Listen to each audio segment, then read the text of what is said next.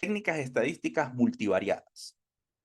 Vamos a mirar las técnicas de interdependencia. ¿Qué significa esto de técnicas de interdependencia? Básicamente son técnicas que te van a permitir resumir información. Es decir, yo tengo 20 variables y yo digo, ajá, esas 20 variables difícilmente las voy a poder analizar una por una. Se vuelve difícil, ¿no? Entonces yo puedo decir, ¿será que yo puedo agrupar esas variables en función de algo? Entonces, claro, usted dice, bueno, ¿existe alguna técnica para eso? Sí, las técnicas de interdependencia. ¿Cuáles? Estas son nada más las que vamos a ver, hay muchas más. En otro momento hablaremos de otra. Por lo pronto estas, pero casi que un 80-90% puedes resolverlas con esta. ¿Ok? ¿Cuáles son esas técnicas? El análisis factorial exploratorio, el componentes principales y análisis de clúster. ¿Ok? Y a eso se le suele llamar análisis multivariado. Se le suele llamar análisis multivariado a estas técnicas de interdependencia. Las técnicas de interdependencia son técnicas un poco descriptivas. ¿Por qué descriptivas? Porque no hay hipótesis, porque no hay p-valor. Las técnicas de análisis multivariado, las técnicas de interdependencia, exploratorio, componentes principales, clúster, y hay otras más, básicamente te permiten explorar los datos, te permiten explorar la estructura de los datos. Básicamente son técnicas que se usan como una exploración para técnicas posteriores. ¿Sí? Entonces, esto ténganlo muy en cuenta. Sí, a veces hay estudios donde el análisis central es la técnica de interdependencia. Pero hay otros estudios, por ejemplo, donde estas técnicas son como un estudio descriptivo y luego viene, en función digamos, de los resultados que obtenga, viene el estudio fuerte, por ejemplo, una regresión. ¿Listo? Otra cosa que es muy importante entender aquí es que aquí no existen variables dependientes ni variables independientes. Aquí no existe eso, ¿ok? Por eso se llama interdependencia. Incluso en la correlación, ustedes a veces ven las tesis, ven ese tipo de cosas que dicen, por ejemplo, variable dependiente, independiente, y te ponen que el estudio es correlacional o correlativo, no sé, le ponen unos nombres ahí raros. Entonces, tú dices, pero ¿cómo es eso? Si en la correlación dime cuál es la variable dependiente, cuál es la variable independiente. Estadísticamente, al menos la conceptualización no da para eso. La manera como opera no da para eso. Entonces, quítense esa idea de la cabeza de que, bueno, el que la tenga, ¿no? O si tienen estudiantes, digamos, que ustedes asesoran y demás y ven eso, no les sugieran que coloquen eso, ¿no? Porque sé que hay universidades, sobre todo lo digo a nivel de universidades, que tienen como un manual. Entonces, claro, usted tiene que calcar, poner las cosas tal cual está ahí. Pero a veces es bueno pensar fuera de la caja, ¿no? Y hay textos, o sea, eso viene de vieja data, eso no es ahorita que lo estamos descubriendo. ¿Listo? Ahora bien, vamos a mirar algunas técnicas de interdependencia, pero aquí también es muy importante un concepto que muchas veces no le prestamos atención. Cuando nosotros medimos en las ciencias sociales, sobre todo en las ciencias sociales a nivel general, nosotros tenemos dos enfoques dos formas de medir. Tenemos un enfoque que se suele conocer como un enfoque reflectivo. Por ejemplo, usted lo ha hecho. Usted ha hecho este modelo de medición muchas veces. De repente solo que no lo sabe. Pero cuando usted, por ejemplo, fíjense esto, ¿qué es una variable latente? Esto es necesario que lo entendamos, al menos teóricamente, No filosóficamente, ¿no? Porque aquí hay gente que le mete a la filosofía y entonces comienza. No, no, no, no. Desde el punto de vista pragmático. Desde el punto de vista pragmático. ¿Qué es una variable latente? Primero, está metida dentro de una elipse o dentro de un círculo, si tú quieres. Una variable latente es un constructo, una variable no observable. ¿Qué es un constructo? ¿Qué es una variable latente? ¿Qué es una variable no observada? ¿Qué es? Por ejemplo, la ansiedad. Por ejemplo, el desgaste emocional. Por ejemplo, la motivación. Por ejemplo, el hábito de estudio. Por ejemplo, el interés. Esos son variables latentes que están ahí, no la puedes medir directamente, pero a partir de una serie de indicadores o de ítems o de preguntas o de comportamientos que usted puede observar o que la persona puede autorreportar, usted captura. Por ejemplo, yo presiento que la persona tiene un dolor de cabeza. Bueno, yo comienzo a dar mira, te pasa esto, te pasa aquello, lo otro, lo otro, lo otro. Entonces digo, en función de eso, yo puedo decir que detrás de esas características hay un dolor de cabeza. O, por ejemplo, mi pareja, mi pareja me escucha, mi pareja me ayuda a hacer las cosas, mi pareja digamos, no está encima mío o mía, no sé cómo sea la cosa, mi pareja tal cosa, mi pareja tal cosa. Entonces yo digo, esta persona me quiere. Y sí o no, cuando usted dice, te amo, bueno, porque hay una serie de cosas que usted identifica y que a eso le ha llamado amor, sea lo que usted crea que sea amor, o felicidad, bueno, estas características, o actitud, mira, yo presto atención a las clases de estadística, me gusta leer noticias donde se involucra la estadística, cuando veo gráficos estadísticos trato de leerlos, entonces digo, esta persona tiene una actitud favorable hacia la estadística. ¿Se dan cuenta? Pero con ver ahí a la persona, yo no puedo decir si tiene una actitud favorable, si quiere o no quiere, si es feliz o si tal cosa. ¿Lo ven? Entonces, eso es lo que se llama una variable latente y nosotros la usamos mucho. Cuando usted habla del clima organizacional, usted dice el clima organizacional, obviamente yo no lo puedo medir directamente, pero uso un poco de ítems, un poco de dimensiones, en fin. Entonces, eso es lo que se llama una variable latente. Ahora bien, ¿qué es eso de reflectivo? Bueno, decíamos hace un momento, si esta persona me quiere, va a haber un comportamiento, va a haber digamos, una proyección. Por tanto, esta persona probablemente me va a escuchar. Más allá de juzgarme, me va a tratar de entender. Esta persona comparte tiempo conmigo. Esta persona eh, entiende que yo tengo unas individualidades. Esta persona me cede espacio. ¿Sí lo ven? Entonces, esas características son un reflejo de la presencia de esa variable latente. Por eso se llama reflectivo. Miren la forma en que salen las flechas. Las flechitas o los vectores salen de la variable latente hacia el rectangulito o, bueno, en todo caso, o un cuadrado, como usted lo quiera ver. Y eso es cada uno de los indicadores. Y el circulito que está aquí, el circulito que está aquí es un error de medición. ¿Sí? No voy a caer en mayor detalle con esto. Solo quiero que lo tengan ahí presente. Ahora, hay otro modelo de medición que se llama el modelo formativo.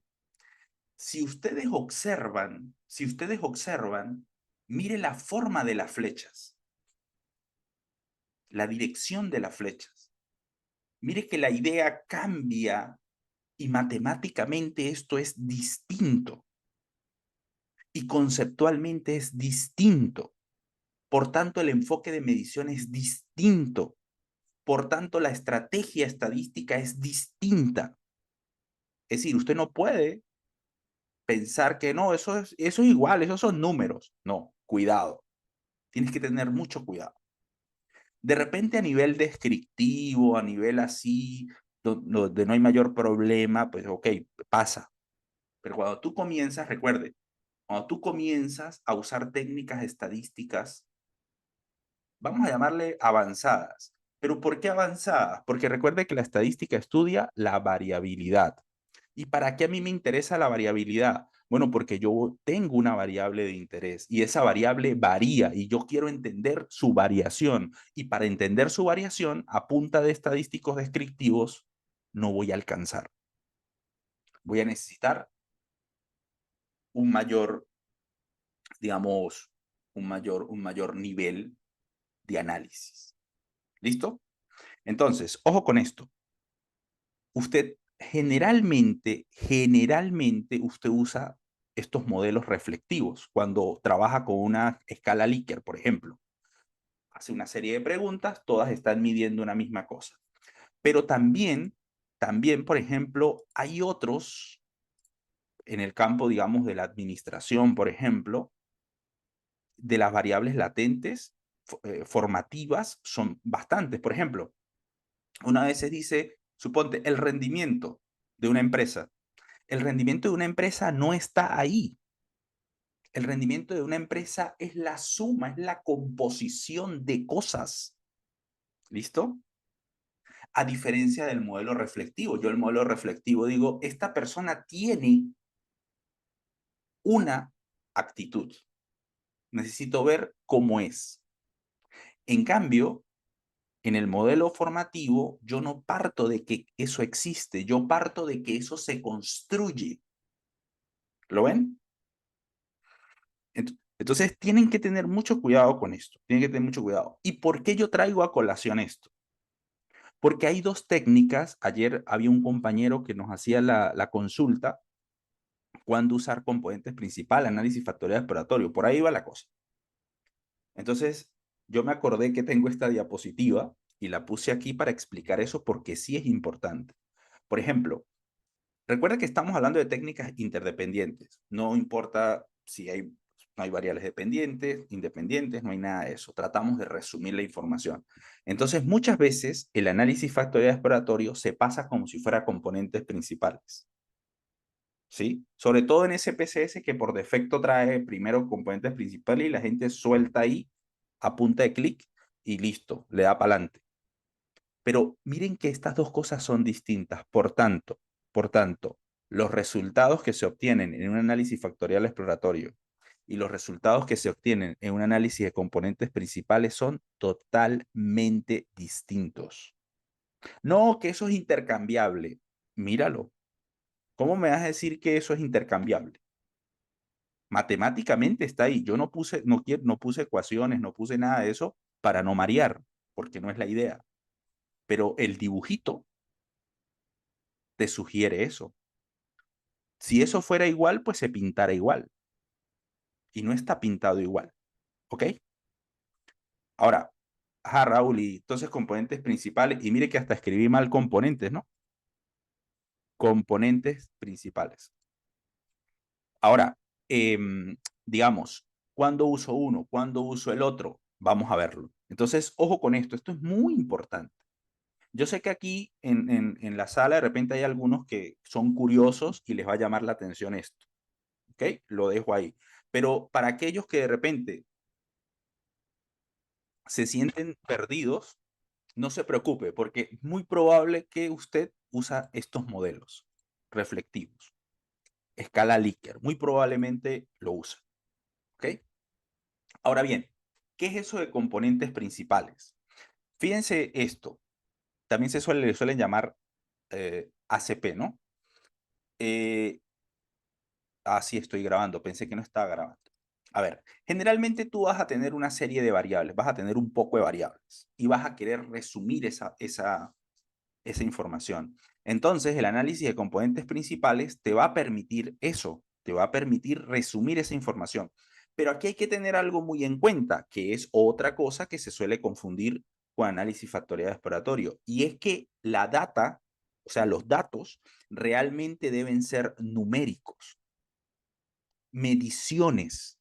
Por ejemplo, usted mide las características del agua, la sal, no sé, la densidad, el pH, no sé, la velocidad, no sé qué cosas se puedan medir del agua, pero se entiende lo que estoy diciendo, ¿no? o las características numéricas de un material, o los aspectos, por ejemplo, vinculados al aire, la calidad del aire, el dióxido, el no sé qué, la velocidad del viento, la latitud, la altitud, en fin, que son mediciones, es decir, no son preguntitas. Mire, ¿cómo se siente usted? Mire, ¿qué opina usted? No. Para ese tipo de cosas, el análisis de componentes principales no sirve. Todo aquel dato, todo aquel dato que no necesariamente es una percepción, lo puedes analizar con componentes principales. ¿Listo? Aquí hay algunas, ¿no? ¿Cuáles son algunas preguntas, ¿no? ¿Cuáles son las principales dimensiones para explicar, por ejemplo, la calidad del aire? ¿Sí? ¿Cómo se agrupan? ¿Cómo se agrupan esas dimensiones? Y, por ejemplo, ¿cuáles son los patrones dominantes en los consumidores de mercado, los principales factores en las especies del ecosistema? ¿Cuáles son las principales tendencias en salud en diferentes grupos poblacionales? Es decir, variables numéricas. De hecho, el análisis de componentes principales se suele usar mucho para construir índices. Índices de pobreza, índices de calidad de servicio, índices educativos, índices de salud, ¿ok? Porque generalmente, vuelvo otra vez, proviene de variables numéricas. Ahí sí tiene un sentido esto. Ahora, yo, por ejemplo, esto yo lo puedo hacer en varios software. Hay varios software que te permiten hacer esto. ¿Listo? Básicamente, ¿qué es lo que yo hago? Lo que yo hago o lo que yo tendría que hacer es mirar de qué forma o cómo se están agrupando, cuántos grupos se pueden crear de esas 5, de esas 6, de esas 8 variables, ¿verdad? Entonces, luego lo que yo hago es mirar cómo esas variables están aportando en cada grupo o cuáles son las variables que están aportando en cada grupo. Por ejemplo, aquí yo puedo ver que hay una dimensión 1, una dimensión 2, es decir, como el grupo 1, el grupo 2, qué aspectos están haciendo mayor fuerza en el grupo 1, en el grupo 2, para tratar de entender ese grupo.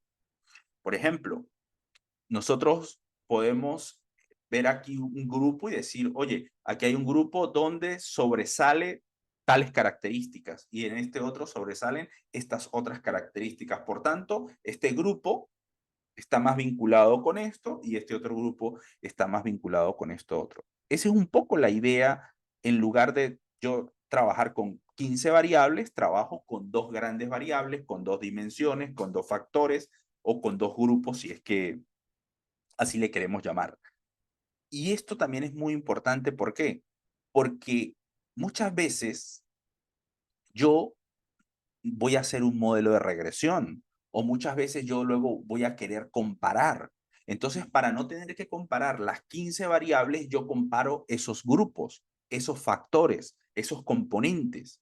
Entonces, yo le puedo decir al software, mira, entrégame cuáles son las puntuaciones asociadas a cada dimensión. Entonces, con esas puntuaciones, yo puedo hacer un análisis posterior. Era lo que yo les decía hace un momento. El análisis de componentes principales muchas veces se usa para explorar previamente y después que yo exploro, que encuentro una estructura en esos datos, lo uso para un estudio posterior. ¿Listo? Entonces, la técnica de análisis de componentes principales me sirve para resumir información. Por ejemplo, vamos a colocar el que estábamos trabajando de eh, rendimiento académico. De repente hay variables numéricas asociadas al rendimiento académico, ¿sí? Entonces, yo puedo mirar, meter todas esas variables, ojo, no el género, ese tipo de variables muy probablemente no sean relevantes, ¿no? Que si el género, que si el color de ojos, que si el tipo de institución, quizás no son muy relevantes. De repente son más relevantes variables que están muy vinculadas al rendimiento académico como tal. Bien, entonces, en función de eso, yo hago una especie de síntesis y luego puedo analizar ese resumen, que es un poco lo que tenemos aquí en pantalla. ¿Ok? con análisis de componentes principales. Y luego, en lugar de quedarme con esas 15 variables, trabajo de ahí en adelante con esas 2, 3 o 4 dimensiones o 4 grupos que me sintetizan las 15 variables. ¿Y eso está bien? Claro que está bien. Es una técnica ampliamente usada. Entonces, no hay problema por eso. ¿Ok? Ahora, hay otra técnica, esa también ya la vimos, que es el análisis de componentes principales, que hace algo más, perdón, el análisis factorial exploratorio, que hace algo más o menos parecido, pero es muy distinto. Ya lo vimos hace rato en el gráfico. ¿Qué hace el análisis de factorial exploratorio? ¿Qué hace? Igual, agrupar variables. Fíjense que el análisis de componentes principales está agrupando variables. O sea, columnas, trabaja por columnas, agrupa variables. Entonces, observen este componente, ¿qué me está diciendo? O este factor, esta dimensión, que los ítems de autonomía se están metiendo en un lado, los de relaciones en otro y los de competencia en otro. Eso es lo que me está diciendo. Entonces, yo aquí tengo que entrar con la parte teórica. En componentes principales no es tanto o no es tan importante tratar de entender ese grupo. No, no es tan importante. En análisis factorial exploratorio sí tienes que meterle algún detalle, decir, oye, ¿por qué? Ojo con esto. ¿Por qué este ítem de autonomía, por qué este ítem de autonomía se metió aquí en este grupo de competencia? ¿Por qué? Si se supone que ese ítem es distinto, se supone que ese ítem está midiendo otra cosa, ¿por qué se metió ahí? Bueno, me tengo que ir a leer el ítem. Ah, ok, es que este ítem de competencia está, aunque pertenece, perdón, este ítem de autonomía, aunque se enmarca dentro de autonomía, digamos, la redacción, el fraseo que se está usando, se está interpretando como algo asociado más a la competencia. Entonces, usted trata de buscar una explicación no estadística, porque ya tienes el resultado estadístico, ¿ok? Buscarle una justificación desde lo teórico, ver si eso hace o no hace sentido. ¿Por qué este ítem de autonomía se está metiendo tanto en este grupo como en este grupo? Miren que la carga es muy similar. Esto se interpreta como una correlación. Miren que la correlación es como muy similar. ¿Ok? ¿Qué quiere decir eso? ¿Qué quiere decir eso? ¿Será que autonomía, lo que él dice el ítem 4 de autonomía, está mejor representado aquí o aquí? ¿O es que este ítem está capturando ruido? ¿O es que este ítem básicamente es un ítem que no se está entendiendo? Es un ítem que no está discriminando bien. ¿Sí se dan cuenta? Pero ¿por qué hay que meterle un nivel de detalle al análisis factorial exploratorio? Porque el análisis factorial exploratorio, ¿de dónde proviene la materia prima? De un instrumento basado en percepción. ¿Se dan cuenta que no hice ese énfasis en componentes principales? ¿Por qué? Porque la información generalmente que proviene o la materia prima asociada a componentes principales no tiene sentimiento, es un número. En cambio aquí sí hay sentimiento. Esto es una percepción, esto es un juicio de valor. Entonces yo tengo que tratar de entender esto. Puede ser que en este proceso yo me decante por eliminar este ítem, porque sí, efectivamente, el ítem autonomía 4, oye, mira, es confuso, lo quito del proceso y vuelvo a hacer el análisis, ¿ok? Entonces, hasta ahí, por ejemplo, hasta ahí es lo que usted hace y lo que nos preguntaba Edwin ayer del análisis factorial exploratorio. Hasta ahí, si usted se queda hasta ahí, está haciendo un análisis factorial exploratorio asociado a los instrumentos. Es decir, es como esa parte del análisis exploratorio para instrumentos. Pero si usted da el paso siguiente y es obtener las puntuaciones asociadas a las dimensiones, ya usted lo que está haciendo es igual resumir esta información para luego llevársela a un estudio posterior. Y esto también se suele hacer bastante. Esto se suele hacer bastante. Ahorita, cuando veamos la idea de la regresión, usted se va a dar cuenta que fácilmente usted lo puede hacer sin ningún problema. Y va a ver la utilidad de esto. Otra cosa, no, eso lo comento allá, para no, para no distraernos. Pero ojo con esto. Miren a dónde estoy tratando de centrarme, aquí. Porque esto es lo que me va a permitir hacer un estudio posterior. Es decir, ya resumí la información y ahora me llevo esta materia prima para un estudio, digamos, más avanzado, por decirlo de alguna manera. Y si usted observa, en componentes principales yo obtuve algo también similar, unas puntuaciones asociadas a esos grupos. Pero vuelvo otra vez, tienes que tener muy clara la diferenciación, la materia prima, las características del análisis, que es fundamental. Si tu instrumento, si tus datos provienen de percepciones y quieres resumir su dimensionalidad, quieres reducir ese número de variables en grupos más homogéneos, análisis factorial exploratorio. Pero si tu data es numérica, análisis componentes principales. Y siempre buscando el valor asociado a cada una de esas dimensiones. Observen esta columna, o la primera columna, ¿qué se está presentando ahí? Obviamente yo corté esa imagen, ¿no? Porque hay 600 y pico de datos ahí. Pero, o sea, observen que básicamente la información de cada sujeto, de cada encuestado, de cada participante. ¿Listo? Lo mismo aquí. Observen. ¿Sí? De cada participante, de cada sujeto. Cada uno va a tener asociado un valor según sus características. ¿Listo?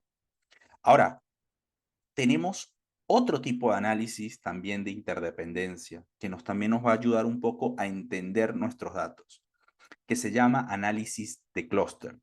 El análisis de clúster, ojo con esto es crucial.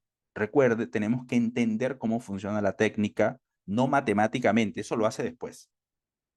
Cómo al menos, ¿cómo se llama eso? Intuitivamente. El análisis de clúster, ojo con esto, ya lo dijimos, análisis factorial exploratorio y componentes principales, trabaja a nivel de columnas. Busca reducir, resumir las variables. ¿Y tus variables están dónde? En las columnas. ¿Ok? El análisis de clúster trabaja a nivel de filas. Es decir, te va a generar grupos, pero no en las variables, no en función de las variables, sino en función de las características de los encuestados. Por eso es que una de las cosas que se suele usar mucho es perfiles. Alguna de las preguntas que usted puede usar. ¿Cuáles son los perfiles que se pueden extraer en función de esos patrones, de las características de las personas en función de tales cosas? Tengo la data de 1000 consumidores. ¿Qué perfiles puedo obtener? Bueno, puedo tener grupos donde gastan poco, donde compran poco, cantidad, pero son elevados los precios. Pero tengo uno que compra mucho, un grupo, otro clúster, otro grupo, pero, o conglomerados también le llaman, ¿no? Otro conglomerado que compra mucho, pero de bajo costo. Y además compra mucho de bajo costo, pero digamos sus ingresos provienen de un trabajo, ¿cómo se llama? Gubernamental, o sea, vive de un sueldo. Pero tenemos otro grupo que compra poco, el ticket es bastante elevado digamos, y es trabajador independiente en el área de tecnología. Tener ese perfil te va a permitir tomar decisiones. El tipo de correo que le envías, el tipo de comunicación que le envías, el tipo de producto que le ofreces, las promociones que le puedes ofrecer. Muy probablemente el que compra un ticket barato tiene características diferenciadoras del que compra el ticket alto. Y eso está claro, ¿no? Eso se entiende. Esta técnica nos permite un poco encontrar esas características de esas personas. ¿Listo? Entonces creo que se está entendiendo o se debería por lo menos entender esa diferencia. Igual, voy a trabajar con todas las variables que yo meta ahí. Ojo, tampoco es que usted se va a poner creativo y va a meter todo, ¿no? O sea, tampoco, ya les decía que nosotros tenemos que hacer una exploración previa, pero sabemos que existe una técnica que nos permite o nos va a permitir crear grupos. Es más, esta técnica también se suele usar, vuelvo otra vez, como un análisis previo para luego tal cosa. Por ejemplo, usted puede decir, oye, de manera natural, yo no sé cuál es el perfil de la gente en función de sus características. Por ejemplo, yo sé que hay hombres y mujeres, listo, eso es un grupo que naturalmente yo lo puedo identificar. Los que trabajan y no trabajan, eso es un grupo que naturalmente yo los puedo identificar, pues porque hago esa pregunta y obtengo la respuesta. Pero yo quiero ver un poco más allá. Yo quiero tener grupos donde se fusionan varias cosas, porque la persona no es una sola variable. La persona nosotros somos la composición de muchas variables. Mientras más datos, mientras más variable usted tenga de la persona, la precisión va a ser mejor. Por eso es que Netflix, por eso es que Facebook, por eso es que Instagram, la probabilidad de que falle con una recomendación que te hace a ti tiende a cero. Piénsenlo. ¿Pero por qué? Porque usted le miente primero a su pareja, a su mamá, a su papá, que mentirle a Facebook, que mentirle a Instagram, que mentirle a toda esa gente. Y ellos tienen esos datos de ti, esa huella digital. Por tanto, ¿sí lo ven? Entonces, eso de alguna manera, esa forma de entender ese perfil, por ejemplo, claro, ya se hablan de técnicas superiores, ¿no? Pero más o menos esa es la idea. Y con esto igual, y con esto igual. ¿Listo? Y aquí hay un poco, digamos, el tipo de preguntas que nosotros pudiéramos ir respondiendo. ¿Listo? Ahora bien, por ejemplo, fíjense esto. Yo tengo aquí una serie de variables, vuelvo otra vez, usted no puede volverse creativo, tiene que tener sentido lo que está haciendo. Si usted de repente no tiene claridad en lo que quiere hacer, pero ha visto otra vez que en los artículos se suele usar esa técnica para ciertas cosas y, oye, me gustaría sumergirme en esa técnica, bueno, yo les dije, no paguen para que le enseñen un software. Usted solo puede buscar en YouTube. Pero mira, ¿sabes qué? Si veo que la parte instrumental, bueno, busco a alguien que me diga, mira, ¿sabes qué? Yo quiero aprender los elementos esenciales, tengo esta data, cómo funciona esto, porque yo quiero esto, y se va trabajando. Pero ya tienes una idea central de cómo arrancar, ¿ok? Entonces, por ejemplo, aquí hay una información que me arroja el software y me dice, mira, en función de toda esa data que tú tienes, en función de todas esas variables que tú estás usando, que quieres o que quieres usar para crear un perfil, yo te sugiero que trabajes con dos clústeres. Una buena forma, al menos estadísticamente, que te sugiero son dos clústeres. ¿Ok? Entonces, usted le hace caso y trata de pintar esos dos clústeres. Pero claro, observen que aquí ya no son variables, mire que son números. Estos números son los números asociados a los sujetos. El 48, el 87, el 100 no sé qué, así sucesivamente. ¿Está bien? Entonces la pregunta es, ¿Esto hace sentido? La pregunta es, ¿qué características tienen estos sujetos? Ojo, recuerde que usted aquí está mezclando varias variables, no es una sola. Lo que quiere decir que mientras más variables locas, extrañas usted meta, la interpretación va a ser mucho más difícil. ¿Ok? No quiere decir que usted no pueda meter muchas variables, sino que va a complejizar mucho más la interpretación. Algo que se suele hacer es, como tú estás trabajando varias variables, por ejemplo, nosotros aquí estamos trabajando la variable rendimiento, estamos trabajando la variable edad, estamos trabajando las variables que hemos hablado, ¿no? La variable autonomía, la variable competencia, la variable interés, la variable esfuerzo y la otra variable. Entonces, ¿qué es lo que yo puedo hacer? Ah, mira, este análisis me está diciendo que yo, en función de toda esta gente, tengo dos clústeres. ¿Qué significa? Que el grupo rojo, rosado, no sé qué color es ese, que está al lado izquierdo, ese clúster internamente es homogéneo. Es decir, se supone que esa gente que se metió ahí son similares o tienen cosas muy similares. Los que se metieron en el otro verde allá, azul, no sé, también tienen cosas similares, pero entre los grupos se supone que son distintos. Entonces voy a ver en qué son distintos. Ah, es que esta gente tiene los puntajes más altos y esto los puntajes más bajos. Ah, esta gente tiende a tener una autonomía y un interés mayor en comparación con esto, pero estos tienen, supongamos, ¿no? O hacen un mayor esfuerzo que estos que están aquí. Entonces, mire cómo yo puedo empezar a hacer comparaciones en función de eso que estoy planteando. Entonces, ojo, ¿usted cree que uno va a poder extraer esas posibles preguntas de investigación, así como que a partir de un sueño? No. Si usted más o menos sabe que la técnica de análisis de clúster te puede servir, entonces ya tú sabes que puedes hacer este tipo de preguntas. Entonces no es una cuestión de agarrada de los cabellos, es una cuestión, como yo les decía, de la planificación. Entonces, conocer alternativas estadísticas, conocer técnicas estadísticas, al menos de cómo funcionan, siempre, siempre va a ser un valor agregado, siempre va a ser un plus al momento de tú hacer preguntas de investigación. ¿Por qué generalmente la gente cae en una correlación?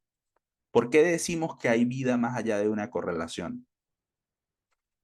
Porque obviamente es lo único que se escucha. Y las preguntas te dan es para llegar ahí, más nada. Pero ustedes, como están viendo estas cosas, se están dando cuenta que hay otras cositas que se pueden ir haciendo. ¿Listo? Entonces, eso es lo que vamos ganando aquí. Ahora, aquí también es importante lo siguiente. Ustedes recuerdan que hace rato el análisis de componentes principales y el análisis exploratorio me daba los valores asociados a cada participante, a cada sujeto. Aquí también, mire, yo tengo clúster. Entonces, el sujeto 1 pertenece al clúster 2, al 2, al 1, al 1, al 2, al 1, al 1, al 2, al 2, al 2, al 1. Es decir, yo automáticamente puedo decirle al software, mira, dime a qué clúster pertenece este sujeto. ¿Y por qué? Porque después yo ya con esa nueva variable que he creado, porque eso es una nueva variable que se llama clúster, que se llama grupo, que se llama segmentación. Suponte, ¿no? Yo ya puedo hacer análisis posteriores. ¿Por qué? Porque puedo hacer técnicas como comparación de grupos. En lugar del sexo, agarro el clúster y comienzo a comparar el clúster en función del promedio, de la nota, en función de tal cosa, en función de tal cosa, en función de tal cosa, tal cosa, tal cosa, tal cosa, y observen que puedo ir entendiendo mejor mis datos. ¿Ok? Vuelvo otra vez. Técnicas de interdependencia me ayudan a explorar mis datos, me ayudan a entender mis datos, pero también me permiten esa información que yo obtengo, llevármela para hacer otros estudios u otros análisis. ¿Ok? Y era lo que yo les decía, mire, por ejemplo, aquí hay un resultado que yo le estoy diciendo, mira, en función de los clústeres, hazme una prueba estadística, compárame una prueba estadística, mire que aquí está el p-valor y todo, a partir del rendimiento. Esto usted lo puede hacer con las otras variables, ¿no? Con interés, con autonomía, con, no me acuerdo las otras. ¿Ok? Entonces, mire qué interesante estas técnicas que te permiten hacer otras cosas. Y aquí el análisis de clúster también te permite hacer este tipo de gráficos porque, o sea, análisis de clúster hay muchas formas de hacer. Por ejemplo, tenemos los clúster basados en K-medias, que es, digamos, una forma de hacer clúster, una de las formas, digamos, bastante usadas que nos entrega este tipo de información. Pero también tenemos otra forma que son los clústeres jerárquicos. Esto se llama un dendrograma. Entonces, más o menos yo puedo ir viendo cómo se van. Si ustedes observan, yo no sé si se observa, pero voy a hacer esto más grande, pero igual, ustedes aquí en la parte, en esta línea horizontal, ustedes pueden ver que ahí están los numeritos. Esos numeritos son los participantes. Entonces yo puedo ir viendo cómo se van formando a partir como si fuera de un árbol, ¿no? Se, por eso se le llama jerárquico. Entonces, cómo se van uniendo, cómo se van formando. Pero bueno, no voy a caer en mucho detalle eso, pero lo que quiero que vean es que no importa si tú lo haces por un lado, lo haces por otro, ya tú leerás o ya mirarás en algún lado cuál es la ventaja, cuál es la ventaja. La idea es exactamente la misma. La idea es exactamente la misma. Agrupar en función de características similares. Entonces yo puedo ver que el grupo ese que está pintado en azul tiene características muy similares entre sí, que se diferencia del grupo amarillo, que entre los amarillos tienen características similares. Y que yo después puedo mirar dónde es que están las diferencias, qué es lo que lo diferencian y qué no lo diferencia. ¿Listo? Entonces creo que se entiende la diferencia con componentes principales y con análisis factorial exploratorio. Análisis factorial exploratorio, componentes principales a nivel de variables, resumir variables. Clúster para crear perfiles a partir de los individuos. Entonces, esas son las dos técnicas, bueno, las tres de interdependencia un poco más usadas. Hay muchas más, no voy a caer en esos detalles, pero, como les digo, mire que son opciones bien interesantes, ¿no? Son opciones bien interesantes. Ahora, tenemos otro tipo de análisis que son las técnicas de dependencia. En estas técnicas de dependencia, nosotros sí ya tenemos una variable dependiente o variables independientes y una variable dependiente o variables dependientes, ¿sí? Y se le suele llamar análisis multivariable. El otro de interdependencia se le suele llamar multivariado y este multivariable. Hay muchas técnicas. Vamos a comentar, digamos, de manera intuitiva la regresión múltiple o la regresión y la regresión logística binaria y algunas variantes de ella. ¿Ok? Un poco para que se vea. Aquí vuelvo otra vez, si hay variable dependiente, si hay variable independiente. Pero antes de esto, nosotros tenemos que tener claridad en algo que se llama un modelo estadístico, porque básicamente aquí ya nosotros hablamos o se suele hablar de modelos. Entonces, ¿qué es un modelo estadístico? Básicamente permite, ojo con esto, que estamos usando ya la palabra relación entre variables. Es decir, yo ya puedo plantear que las variables puede existir una relación directa, esto afecta a esto de manera directa o que lo afecta de manera indirecta. Yo puedo plantear un modelo que me permita explicar, que me permita predecir cosas para tomar decisiones. ¿Ok? Básicamente puedo tener dos variables, 3, 4, 5, depende de la complejidad que usted quiera manejar, pero de eso se trata un modelo. Se trata de explicar, de describir, de predecir algo. Vuelvo otra vez, generalmente una variable de interés. ¿Sí? Sí, hay técnicas como por ejemplo las correlaciones, la regresión canónica, perdón, que tienen muchas para acá, muchas para allá, pero eso en el campo de las ciencias sociales no es muy usada, ¿no? Pero son opciones que hay. Modelos de regresión. Estos modelos básicamente tienen variables dependientes que pueden ser numéricas, una variable numérica, un número propiamente que proviene de una medición, o variables categóricas, que pueden ser, digamos, nominales, pueden ser ordinales, pueden ser politómicas, ¿sí?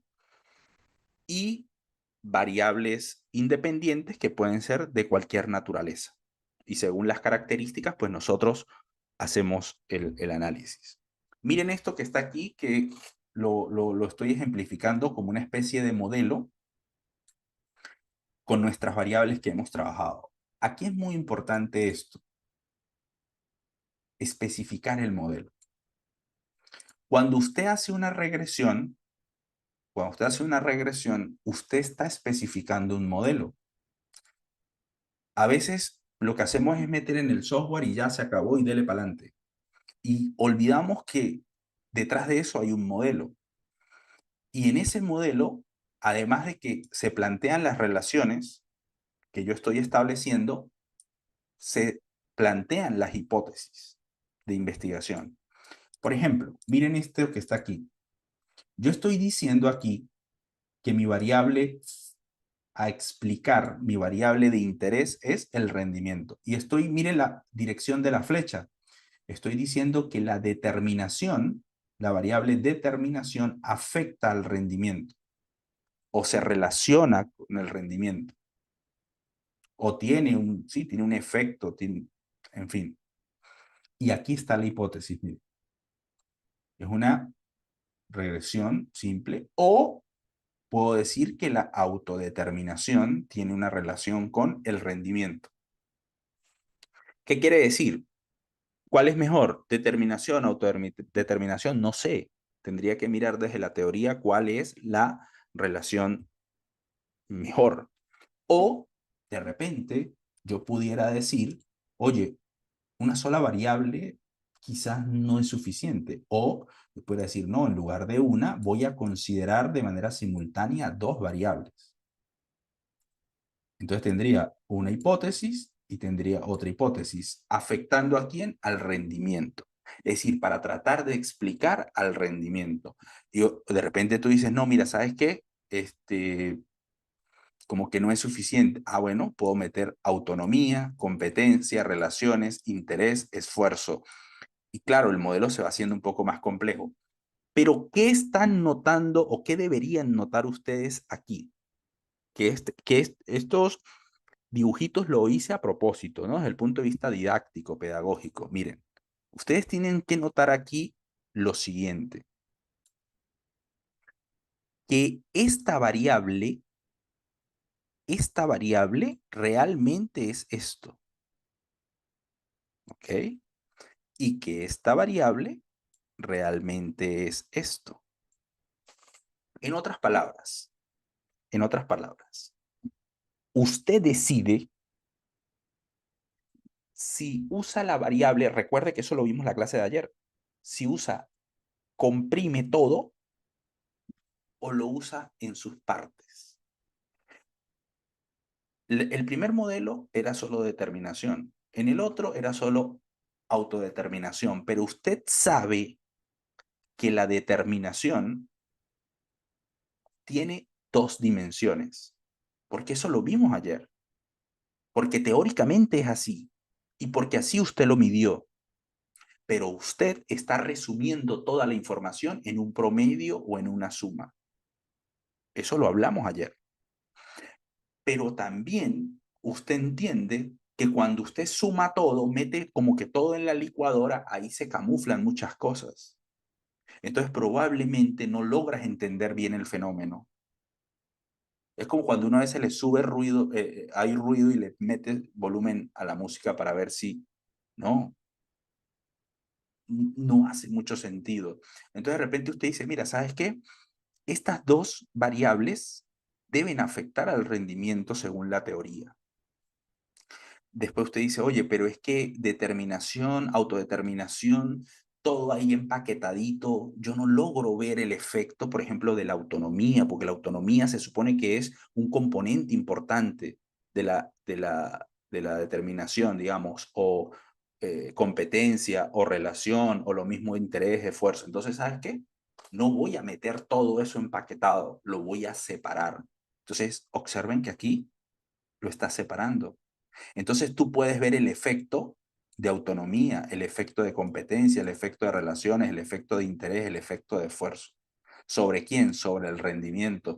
Y aquí tú puedes tomar decisiones, puedes llegar a conclusiones y decir, mira, efectivamente, la autonomía tiene un mayor, digamos, efecto relativo o un mayor impacto relativo sobre el rendimiento que competencia y que relaciones. Pero eso usted aquí no lo podía ver. Eso usted aquí no lo podía ver. ¿Por qué? Porque había empaquetado toda la información. Entonces, una estrategia. Otro tip, el tercer tip.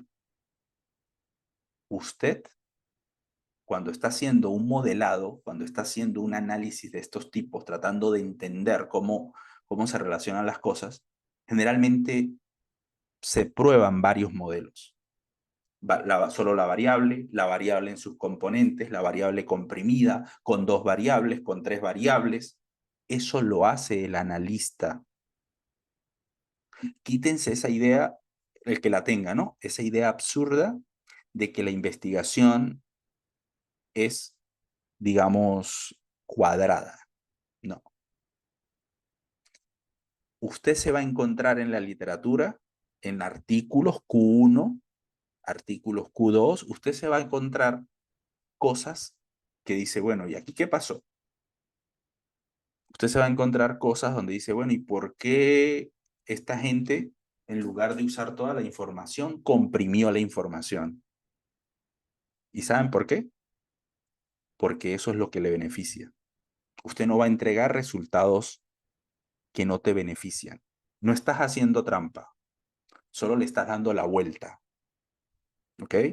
Porque ustedes saben que está el sesgo de publicación y si de repente no es estadísticamente significativo, entonces no le van a prestar atención. Ah, pero yo sé que no voy a hacer trampa, pero yo sé que en lugar de usar todos los ítems, los meto en la licuadora, obtengo una representación de todos ellos y ese me funciona mejor y no me van a decir nada porque en definitiva proviene de ahí.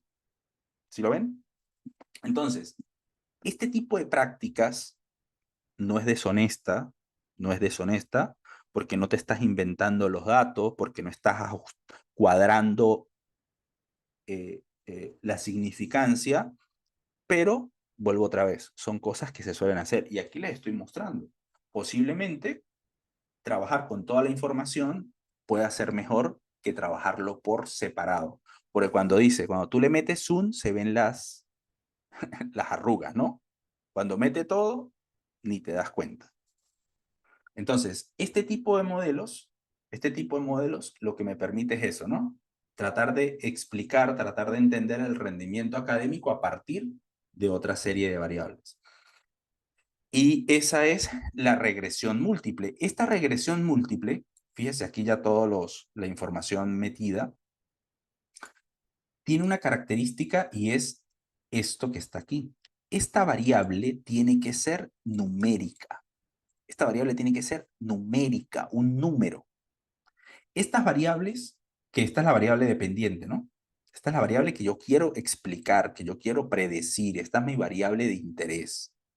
Y este otro grupo de variables que está aquí son las variables independientes. Y estas variables sí pueden ser numéricas, pueden ser dicotómicas, pueden ser politómicas, pueden ser ordinal, no interesa su naturaleza, las que sean. Pero esta sí tiene que ser numérica. Ajá, Raúl. ¿Y qué si pasa si mi variable interés tiene o no tiene cáncer? ¿Aprueba o jala el semestre? ¿O reprueba, no? ¿Compra o no compra?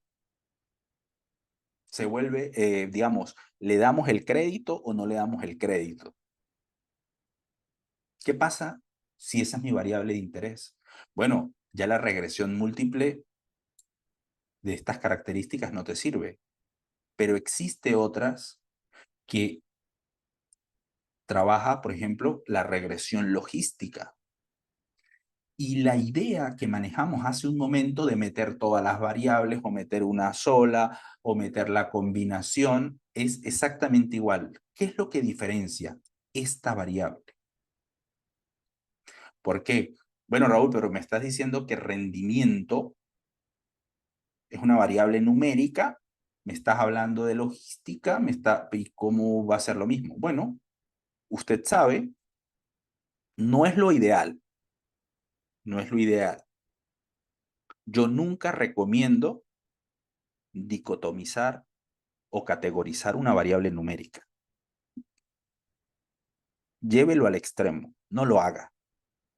Una variable numérica tiene mucha más información, mayor variabilidad que una variable categorizada. ¿Qué es eso, Raúl? No entiendo. Bueno, suponte que tú tienes el rendimiento, vamos a hacer el ejemplo con el rendimiento. El rendimiento, dependiendo del país, ¿no? Puede ir del 1 al 7, del 1 al 20, del 1 al 100, lo que sea, no interesa. Es una variable numérica. Entonces, yo digo, bueno, los que tengan menor a cierto punto, les voy a decir que no aprueban, no aprueban, raspan. Y los que tienen mayor a cierto punto, sí aprueban. He dicotomizado esa información, cuando realmente no es una variable dicotómica. ¿Listo? Y aquí yo pierdo mucha variabilidad, porque entre 1 y 50 hay mucha variabilidad, hay mucha información. Entre 1 y 50 pueden haber diferencias importantes. ¿Ok? Por ejemplo, suponte, de repente rendimiento usted dice no tanto, pero suponte que es una cuestión vinculada a la presión sanguínea, presión arterial. Observen que esas variables siempre la trabajan de forma numérica. Muy raro, muy rara es la vez que se trabaja como categórica. Bueno, presión alta, presión baja, muy raro.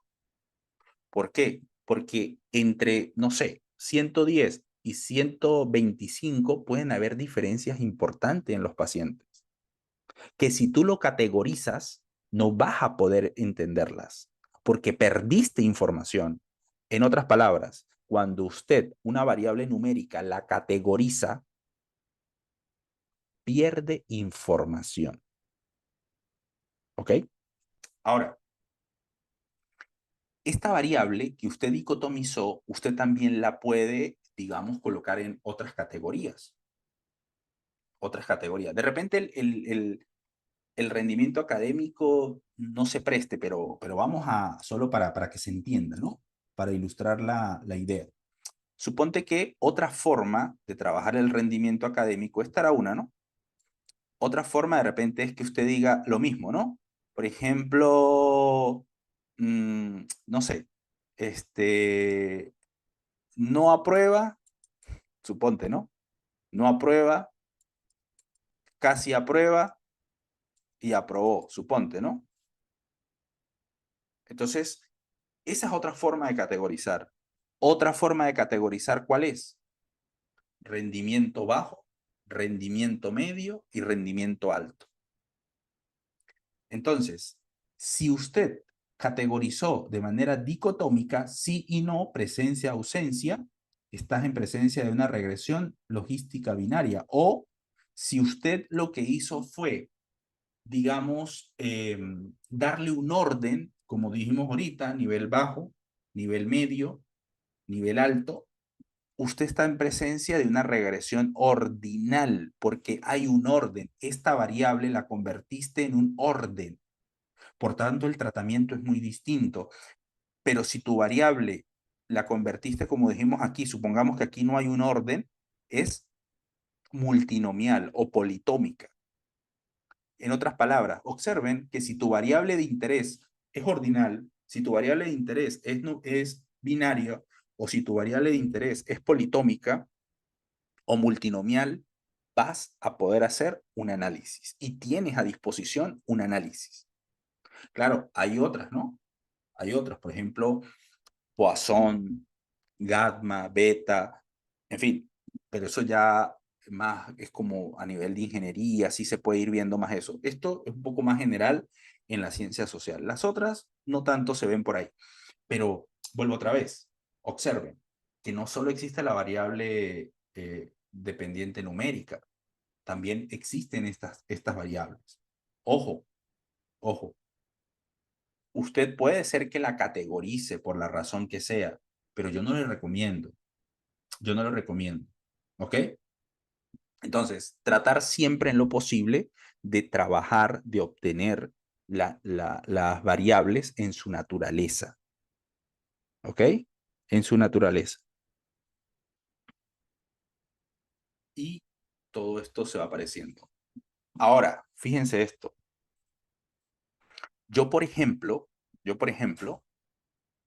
autonomía. Miren lo que yo les decía para empalmar el análisis factorial exploratorio o el análisis de componentes principales.